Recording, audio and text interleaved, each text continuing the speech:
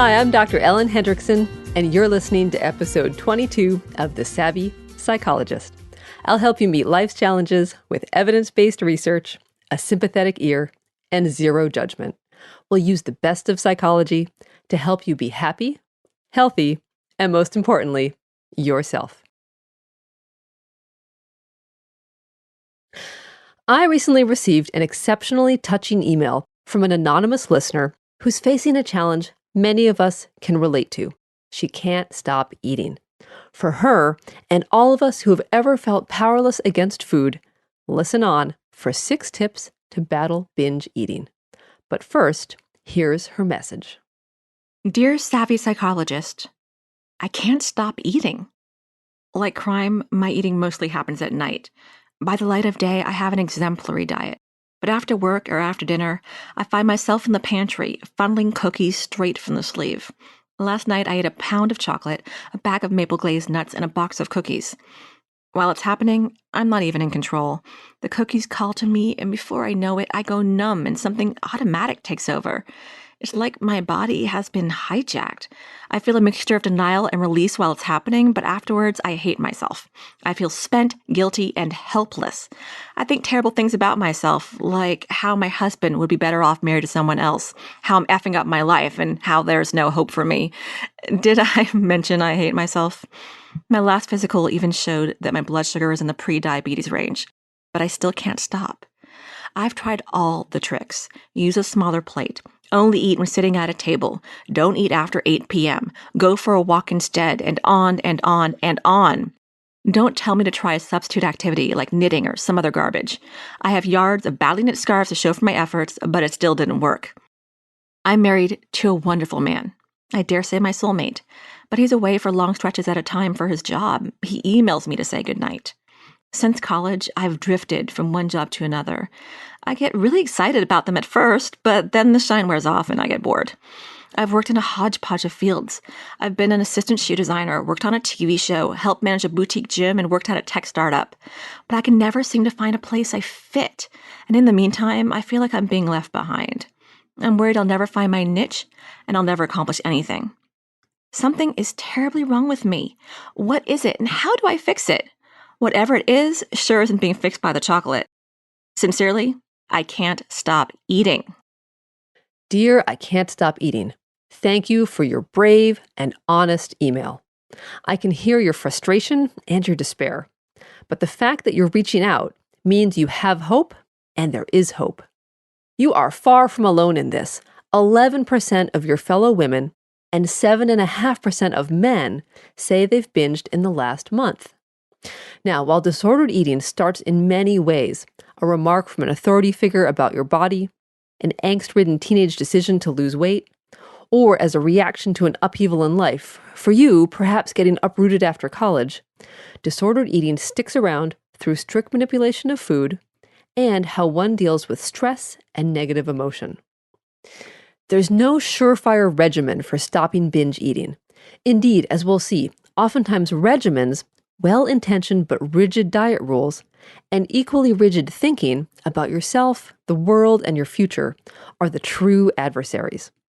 To that end, I can't stop eating. Here are 6 tips to try out. Do what works for you and let the rest go. Tip number 1 is feel what you feel. This is the best and scariest thing you can ever hope to accomplish. Along with stuffing chocolate, I imagine you may be stuffing loneliness when your soulmate is thousands of miles away, resentment that all you get is a goodnight email, hopelessness that you'll never find your niche, and insecurity about being left behind. Your body is telling you that everything is not okay, so feel what you feel. Discharge your feelings into a journal. Even if you just write expletives in big black letters across both pages. You know what? It's not pleasant, but you can handle it. Allow yourself to feel sad, angry, or lonely, and then try tip number 2, which is catch those punishing thoughts and examine them under a bright light. A secret to consider: the thoughts triggering those lousy feelings might not even be true. So let's get specific. You worry you're falling behind, for example. Behind whom? Seriously, make a list of the people you think are tracking your accomplishments and cackling with evil glee, or shaking their heads in disappointment. It has to be specific people, not everybody, or people, or my college classmates. And next ask, are they really? Even if the answer is yes, are these people, perhaps a coach you haven't seen in years, a sister who always manages to insult you, or maybe a manipulative boss, worth this torment? To keep putting those cruel thoughts on trial, a psychologist you like and trust can help you shine that bright light of truth on other perfectionistic, all-or-nothing thoughts like I'll never find my niche, and I'll never accomplish anything. Under close, compassionate examination, you may find they crumble like a cookie. Tip number 3, exercise, but not as punishment or to negate your binges. You are totally right when you write off the tricks as just that, tricks. Tricks are quick fixes that promise more than they deliver. But tools are healthy skills that work for you. It sounds like knitting and walks might have been well-intentioned tricks up to this point. So this is hard, but try exercising because you want to treat yourself well, not because you hate yourself. Use it as a tool to feel better, not as a trick to lose weight, burn calories, negate your binge, or punish yourself.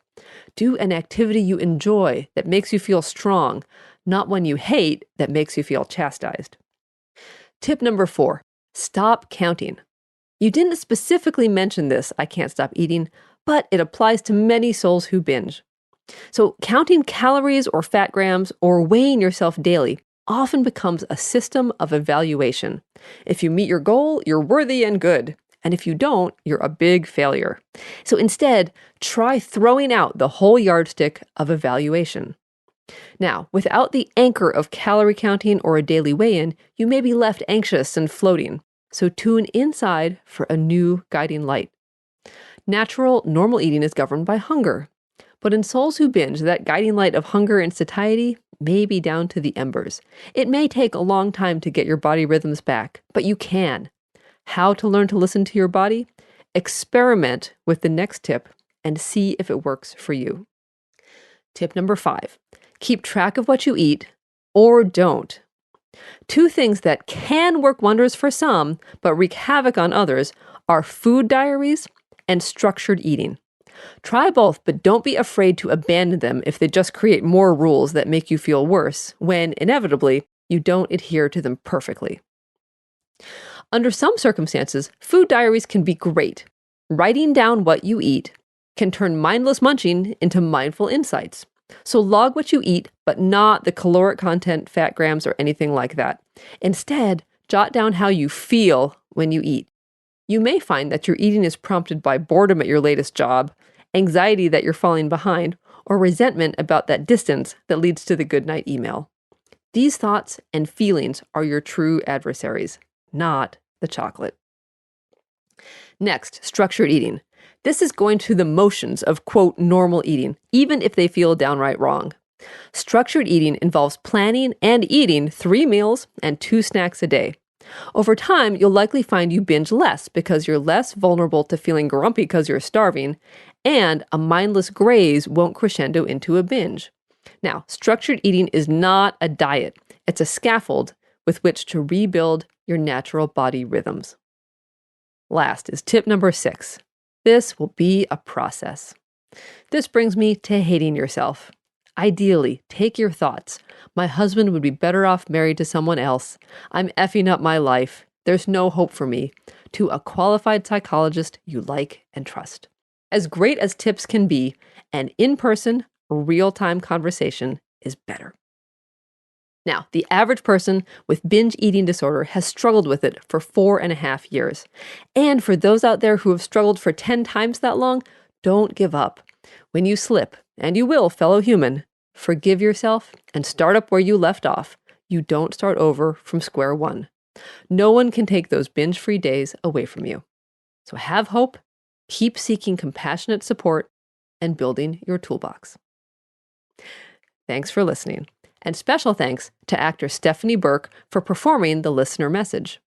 If this or other episodes of the podcast have been helpful to you, let me know by subscribing to the podcast, liking on Facebook, adding on Google+, or simply telling someone important in your life. I'm Dr. Ellen Hendriksen. A transcript of the podcast and references for studies I mention are always available on quickanddirtytips.com/savvy-psychologist. And remember, the Savvy Psychologist is strictly for informational purposes and does not substitute for psychiatric care or psychotherapy with a licensed professional. As always, any patient names have been changed and details altered to protect privacy.